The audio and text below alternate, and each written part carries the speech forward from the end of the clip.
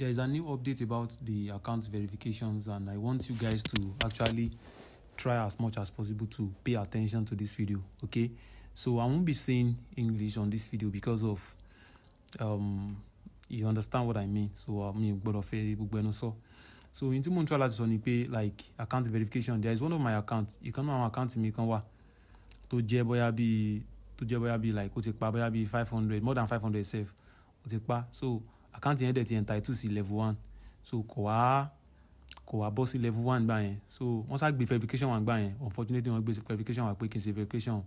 So mo wá wò pé báwo mo ṣe fẹ́ ṣe, and gbogbo time yẹn US verification ò lọ mọ́, so ó hard gan. So mo sá reach out sí ìkan lára àwọn TikTok ní mi, òun yẹn náà, the guy na guru, orúkọ ẹ̀ ní Ruzu. I don't know, maybe he will like it as I mention his name. So ó sá fún mi ní, ó send bóyá bí ID which is driver license, ó send ẹ̀ sí mi pé kí n lò pé eléyìí máa ṣiṣẹ́, something like that. So mo sá blend ẹ̀ nínú Photoshop, èmi náà sá, because I know about Photoshop very well. It was even like the freelance guy mi mọ̀ pé mo Photoshop báyìí, mo ní I started with graphic designing, you understand? So I know Photoshop very well. So I shall blend it with my pictures and everything. I uploaded it on. So also quick browser, there was a browser that he asked me to ní kí n lò, kí n fi sign in lórí phone mi. So browser yẹn, mo ti gbàgbé orúkọ browser yẹn. I will actually attach the browser name on my comment section, so you will see it on the comment section. So you understand? So sa ní kí n lò browser yẹn.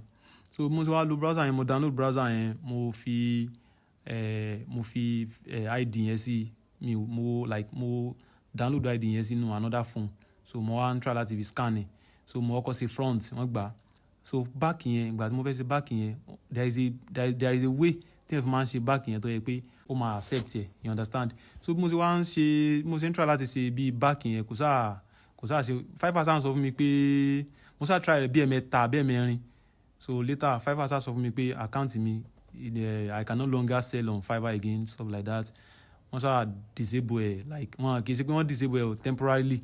Wọ́n ṣáà ní I can no longer unless mo provide the kini yẹn. So meanwhile, mi ò ní like I don't have opportunity láti sọ pé bóyá mo fẹ́ verify, wọ́n gbé verification kini sí inú account bá ti sign in mọ́. So wọ́n wá flag yẹ, wọ́n flag account yẹn bẹ́ẹ̀ yẹn. So wọ́n dẹ̀ gbé option wá láti ṣe verification. Mo wá wò pé ṣé bákan tí yóò ṣe wá lọ nìyẹn. Ìgbà tí mo wá lọ sílé, I just went home to to do one or two. So one of my guy come say pé mo lè já sí Rusu Ghana dey sọ fún mi pé mo sì lè já sí Nigeria o, but mi rí option pé èèyàn fẹ́ ṣe verification mọ́.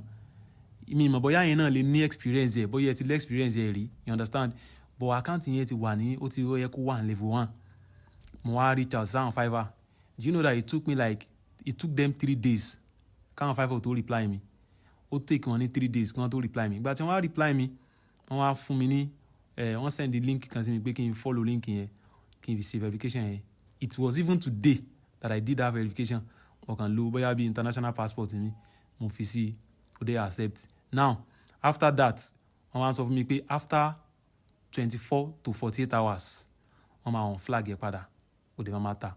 Like you can still be using the account. So instead of you to be wasting your account like verification and then you just waste it like that, so it is better you use your own o lè lò bóyá bí international passport yẹ kó fi ṣe. Tó bá dé ní bóyá bí US ID tó wà okay, o lè fòun náà ṣe.